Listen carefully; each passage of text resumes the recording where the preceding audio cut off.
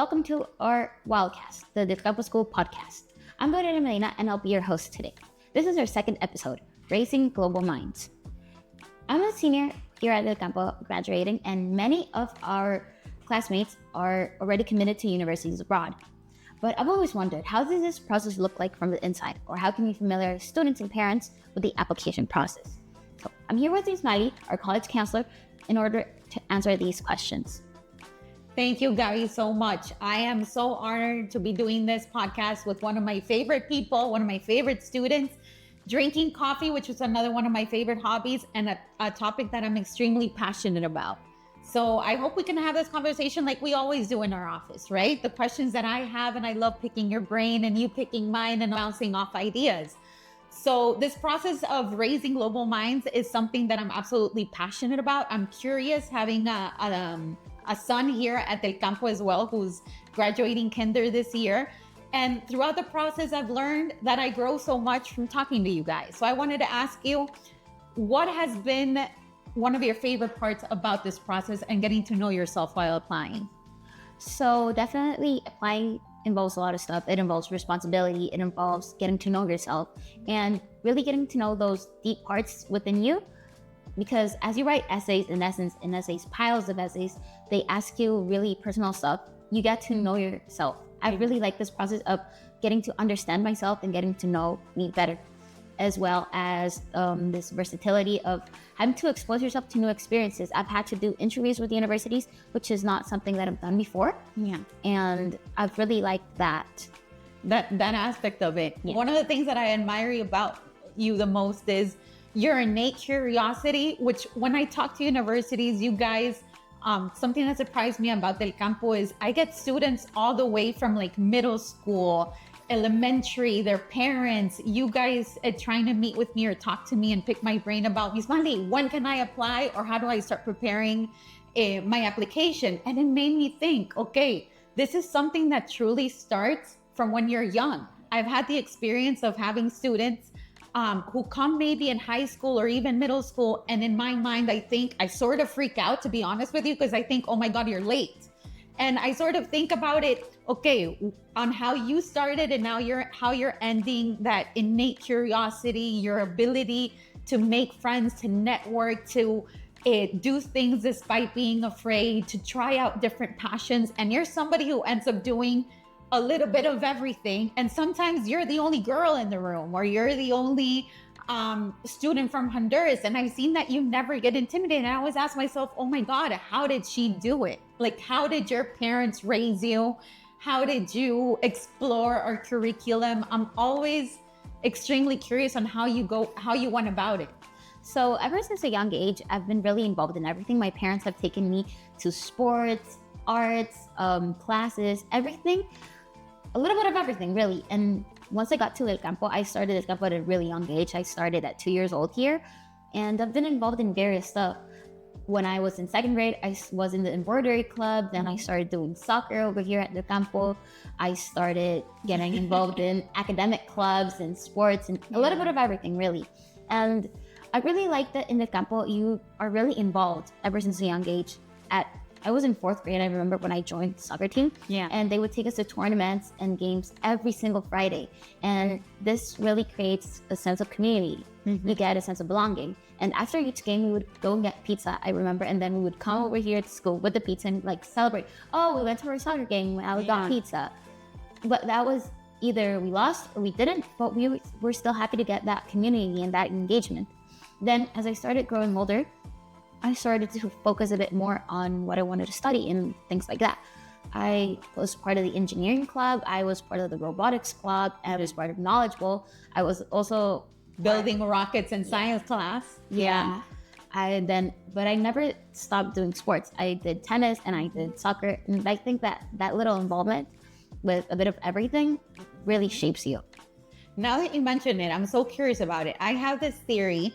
I test it out every year about students. I can 100% of the time tell when a student is an only child, when they never traveled away from home, when they do get to travel and compete in one of the like 70 competitions that we have either nationally or internationally. And for some reason, my intuition or the experience, I can always tell, even when the parents travel with them. What were your parents like growing up? So my parents have always wanted me to be independent, and they have led me to be independent.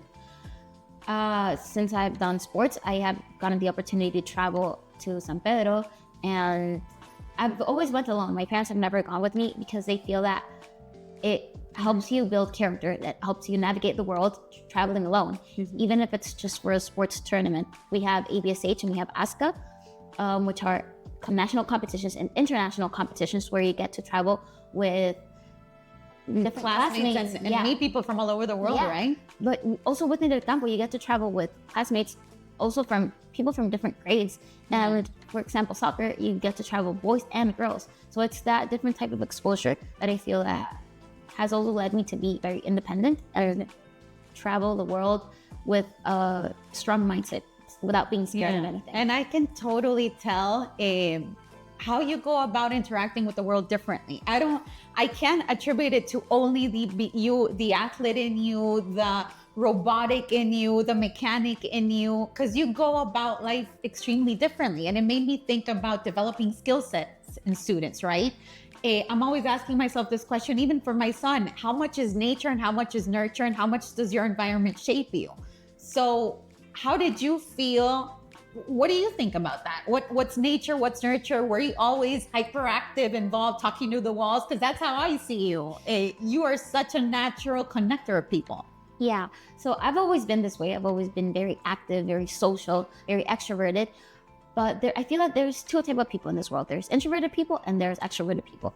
However, you can learn how to be the other way with the environment around you. I have friends that are introverted, but when you get to know them, they're such social people and such outgoing people. But at first they're kind of shy. So I feel that exposure to environments, to like being an introvert surrounded by extroverted people, helps you come out of your shell, because there's always stuff that you have to do, that you are always going to have to interact with other people, whether you want it or not. And they may not be like your ideal choice and your ideal place to be, but you have to learn how to be that way. There's definitely nature, but there's also nurture. You can learn how to be that way. And it influences, right? Yeah. How many co-curricular clubs do you think you participated in at DelCampo? Well, if you had to think at the top of your head. the top of my head, I'd say like at least 15. No, yeah, definitely more than 10. At least 15. I've been involved in so much stuff.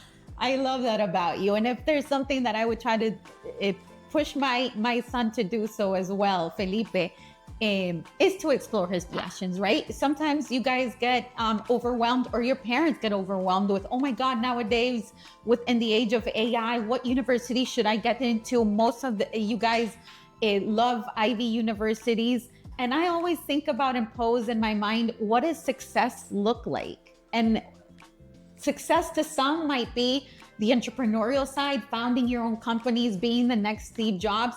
For others, it might be, I just want to be happy. And both of them are really valid, right? It's been amazing for me to see also how, what you mentioned before, how some classmates that maybe tend to be more introverted, or their parents had made their life a little bit more insular.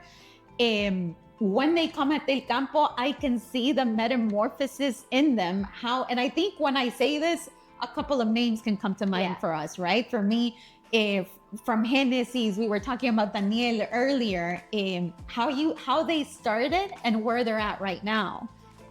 Definitely that nurture part really matters in my opinion.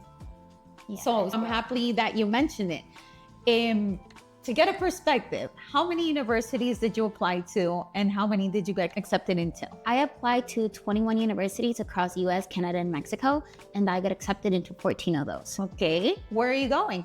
I'm going to Rutgers University, which is in New Jersey. Yeah. I'm going to study mechanical engineering. Yes. Gabby is amazing, you guys. One of my favorite stories about her, when I got to read her student profile, we were thinking about, okay, strategically, if I want a full ride scholarship, or I want to get into really competitive universities, because you're somebody that really challenges herself. You're constantly exposing yourself to different things. And I was thinking about your profile. When I read it, I got to see there that you were building a Boeing plane wing. in somebody's backyard, were you not? Yeah, I was. So I have this family friend. He had this dream of building his own plane. Yeah. And I got to know, and I asked him, like, can I help? I'm really interested in this stuff. He taught me how to use Fusion 360, how to code, and he taught me he came to with those calculations, and then we started to get hands on, right? We started to work. There's so many different stuff that I got to learn, like about the specific materials that you had to do, because you cannot use any sort of aluminum for the plane. You have to use this special aluminum. Which you can buy. There's websites that you can buy plane parts. He would help you assemble them, no? I remember you telling me cool stories about this throughout the year, and us meeting and strategizing on how to go about your applications. But tell us a little bit. Gabby is a really humble student. Tell us a little bit about what you got at Rutgers, how unique it was. So I got the presidential scholarship, which is really special because this scholarship is only given to honors college students. For starters, the honors college is really hard to get into. Only the 1% to 2% of the top applicants get into. I got the opportunity to talk to the dean as I was telling him about my experience or trying to fix an issue that I had. He told me that this was really special because this year, over 60,000 students applied to Rutgers University. Out of these students, only around 1,000 got into the honors college, and out of these 1,000 students, only 25 students got the presidential scholarship that I had. Worldwide. Yeah. And being a girl in your career, what do you want to study? I want to study mechanical engineering. So sometimes you're the minority in a group, right? Yeah. This has also been like not really a constant in my life, but since I have really like niche interests or interests that are not typical for a girl, I have been faced with the like challenge, if you could say, of being the only girl. But I don't really mind it. I don't see it as a like struggle or as a challenge. I just see like, oh, it's okay. Like I can represent other girls. For example, 100%. As I told you, I wasn't knowledgeable. I was the only girl on the team. Yeah. My team was composed of 4 boys and only me. And a different personality each. Yeah. Different haircuts, different personalities, different ways of approaching life. That's one of the things that I love about what you and DelCampo is about. You model it through your values, that inclusivity of we are completely different, how we approach life, but yet you all fit and you all made one team and did great at knowledgeable. Yeah. So what type of advice would you give parents? What about the parents who are like very involved in the process versus the ones that are maybe foment more independence? What's your opinion on that? My parents were the type that fomented more independence. And I feel that really helped me succeed in life because I see that there are some parents that are more involved, which it's not wrong, but I do feel that you have to give your kids that sort of independence and you have to sort of let them go because inevitably they're gonna go about life without you. And you have to prepare them for life without you. You cannot always be fixing their problems. You have to let them fall down, let them get back up, scrape up their knees, and build that resilience in, right? That skill set, because I get that question all the time. Ismali, I want to be Steve Jobs, and you're arriving at DelCampo like in 10th grade or 11th grade, and I'm like, even in 9th grade, and I'm like, externally, I seem really calm. Internally, I'm freaking out because I'm like, how do I build a Steve Jobs in 1 year? That's something that's built from the start, from your home, from your curriculum, from your classes, from your exploring your passions. We were talking about earlier, one of my favorite things about DelCampo, I'm not sure if you share this as well, maybe we can have your opinion on it, but one of my favorite things is that you guys come up to me and say, Rodrigo, Miss Mali, I want to study astrophysics. And DelCampo is like very agile. It's like, Amor, okay, you want to study astrophysics? Let's get you a telescope. And boom, then it's like a $5,000 telescope there for him to do research and explore. Was that your experience here? Yeah, I feel DelCampo was very lenient and stuff. It makes students that want to get involved and want to like explore their passions and have the best of their abilities nurtured. It makes it really easy for them. It paves the way for them. So I feel that that's something I really liked about DelCampo. For example, I started the robotics club, the robotics and engineering club. It was really easy. We just came to talk to Mr. Rhodes, and we basically followed that way that DelCampo paved for us and made us really easy to start this club. 100%. I believe that. And In other places, it might be a little bit more bureaucratic, or you need approval, or maybe there's not the fundings. And that's one of my favorite parts about here, that you guys get to dream, explore your passions, reach your highest potential, and then just say, and also say, you know what, I tried that out and I that wasn't my thing. Yeah. So let me pivot and see what else I love and I can explore alongside with my friends, and bring along people with you, right? Yeah. That's one of my favorite parts here as well. What other stuff comes to mind that students or parents might be interested about this process? What about AP classes? What do you think about them? I took nearly every AP that's offered at DelCampo, and I feel that really prepares you for university, because courses are going to be much more difficult. Life's going to be much more difficult, and you're going to need to know how to handle that stress that's going to come to you.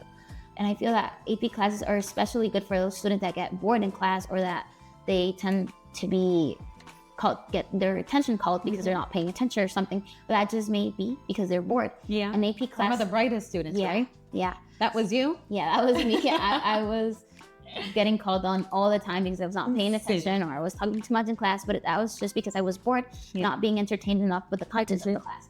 AP classes definitely make you be challenged and take out your full potential. Challenge yourself a little bit and get out of your comfort zone. You were also in the gifted program, right? Yeah. That's something that you felt you were identified early on, and your potential was fostered. Yeah, but the gifted program starts, like, I believe it's in 3rd or 4th grade. Yeah. So that's something I really like, that the DelCampo tries to foment that growth. 100%. Gabby, I have loved this conversation. I love picking your brain.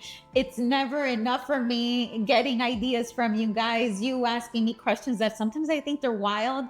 And I said, I never thought about it from that vantage point. And then we adapt and see, okay, how can we better support you guys? I'm not sure how you felt that the college application process here through Cami, Misarita, and I felt it was a very easy process, that we were able to work independently, and then you guys were able to check our work and orient us on how to make it better, and how to try to see our best fit in university. Yeah. And I really like that. But I also had a question in that part. Okay. How did you as a counselor see that in that process? With you guys, I absolutely love it. It's almost like it's addictive to be able to make your mark in the world. You know, you never question. I can be exhausted, I can be happy, but I never question the purpose and behind what I'm doing, because I see that that little grain of salt or that little grain of sand that we contribute to you guys, it changes the trajectory of your life. And I'm not sure a lot of people feel that in their jobs every single day. And that's something that is sort of addictive to see when you guys connect with us and we get to say, oh my God, where did Gabby start from the really hyperactive kid in nursery with a billion passions, and now she's going to Rutgers, and how many people you will meet, your roommates, and the potential that you have with all the possibilities that will come your way. I am so excited to see your future. That's really nice. So I think that would conclude our episode. Thank you everyone for your attention. Thank you, Ms. Mari, for having this conversation. It was really enlightening. So for everyone listening, if anything resonated with you, please share this. And if you have any questions, let us know so that way we can make a part 2. Or if you have any further questions, you can visit DelCampo Education to get more information about DelCampo. Thank you, Gabby, so much. I'm gonna miss you too. Miss you too.